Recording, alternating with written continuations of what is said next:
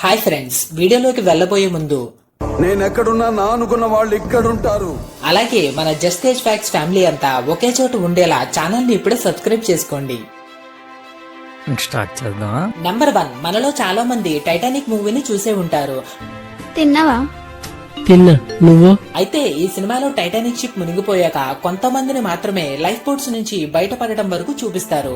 అయితే 2200 మంది టైటానిక్ లో ఉన్నా సరే కేవలం 700 మందిని మాత్రమే లైఫ్ బోట్స్ లోకి ఎక్కించడం జరిగింది. కానీ వీళ్ళంతా బోట్స్ లో ఎక్కిన 3 గంటల సమయం తర్వాత కార్పాథియా అనే షిప్ వీళ్ళని రక్షించడానికి వచ్చింది. అంతేకాకుండా వీళ్ళు సేఫ్ గా ఆ షిప్ ఎక్కిన 4 రోజుల తర్వాత న్యూయార్క్ చేరుకుంది. అయితే అప్పటికే దాదాపుగా 30,000 మందికి పైగా జనాలు వాళ్ళని చూడడానికి ఈ షిప్ దగ్గరికి రావడం జరిగింది. ఈ దేశంలో పక్కోడు పని మీద ఉన్నంత ఇంట్రెస్ట్ సొంత పని మీద ఉండదు జనాలకి. చిచి.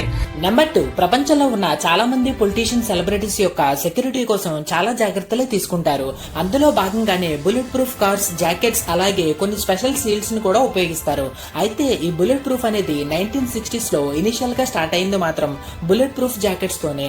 అండ్ ఇలాంటి వాటిని తయారు చేసిన తర్వాత ప్రాక్టికల్ గా టెస్ట్ చేయడానికి రోబోట్స్ ని గానీ మనిషి రూపంలో ఉన్న బొమ్మలు గానీ యూజ్ చేస్తారు. కానీ 1960s లో ఈ బుల్లెట్ ప్రూఫ్ జాకెట్స్ ని టెస్ట్ చేయడానికి మాత్రం నిజంగానే మనుషులను ఉపయోగించేవారు. మంచి మంచి కట్టుబాట్లు సార్. నంబర్ 3, వరల్డ్ వార్ 2 జరగడానికి ముఖ్య కారణం ఎవరో మనందరికీ తెలుసు. నాకు తెలీదమ్మా. అతనే అడల్ఫ్ హిట్లర్. అయితే అతని యొక్క మాటలు, ప్రవర్తన ఎంత క్రూరంగా ఉంటాయి అనేది ప్రత్యేకంగా చెప్పక్కర్లేదు. అతని ప్రవర్తనతో పాటుగా అతని డ్రెస్సింగ్ స్టైల్ అనేది కూడా ప్రత్యేకంగా ఉండేది.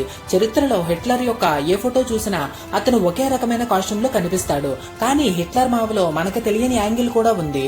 అలాంటి టైంలో దిగిందే ఇప్పుడు మీరు చూస్తున్న ఈ ఫోటో. కానీ ఈ ఫోటో చూసిన వెంటనే నాకు గుర్తొచ్చింది మాత్రం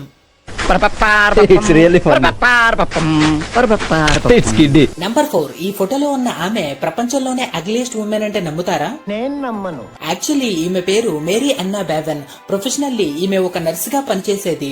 అయితే ఈమెకు 32 ఏళ్ల వయసులో ఎక్రోమెగ్లీ అనే డిసీజ్ ఉందన్న విషయం తెలిసింది.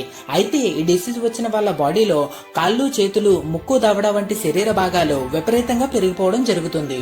అయితే ఆమెకి ఈ డిసీజ్ వచ్చిన కొంతకాలానికే ఆమె భర్త చనిపోవడంతో తన పిల్లలను ఎలా పోషించుకోవాలో తెలియక తనకి ఉన్న ఈ డిసీజ్ ని ఆమె ఒక ఇన్కమ్ సోర్స్ గా మార్చుకుంది. అందుకోసం ఆమె మొదటగా అగ్లియెస్ట్ ఉమెన్ అనే కాంటెస్ట్ లో పార్టిసిపేట్ చేసి విన్ అయింది. ఈ కాంటెస్ట్ ద్వారా గుర్తింపు పొందిన ఆమె కొన్ని ఫ్రీక్ షోస్ లో పార్టిసిపేట్ చేసి ఈ డిసీజ్ గురించి అందరిలో అవగాహన కల్పిస్తూ ఆ వచ్చిన డబ్బులతో తన ఫ్యామిలీని పోషించుకునేది. Super women. నంబర్ 5, మగవాళ్ళకైనా ఆడవాళ్ళకైనా డ్రెస్సింగ్ లో ఫ్యాషన్ అనేది ఎప్పుడూ మారుతూనే ఉంటుంది. అయితే కొన్ని సందర్భాల్లో కొన్ని ఫ్యాషన్స్ అనేవి ట్రెండింగ్ అవుతూ ఉంటాయి. అలా 1940s లో యూరోప్ లో స్టార్ట్ అయిందే ఈ బుల్లెట్ బ్రా. అయితే వీటికి ఉన్న షేప్ వల్ల దీనిని బుల్లెట్ బ్రా లేదా టోపిడో బ్రా అని పేరు వచ్చింది. అలాగే దీని యొక్క షేప్ వల్ల కావచ్చు లేదా కంఫర్ట్ వల్ల కావచ్చు అప్పట్లో ఆడవాళ్లు ఈ రకమైన ఇన్నర్స్ ని వేసుకోవడానికి ఇష్టపడే వాళ్ళు. అయితే దీని వెనుక ఉన్న మరొక రీజన్ ఏంటి అంటే వరల్డ్ వార్ 2 జరుగుతున్నప్పుడు ఎవరైతే ఫ్యాక్టరీస్ లో పనిచేస్తున్న ఆడవాళ్ళకి కూడా ఇవి ప్రొటెక్షన్ గా యూజ్ అయ్యేవి. అయితే వేసుకున్న వాళ్ళ పరిస్థితి ఏమో గానీ చూసే వాళ్ళకి మాత్రం విన్నీ జాకెట్ లో ఏదో ఉంది, చూద్దామంటే కనబట్లా.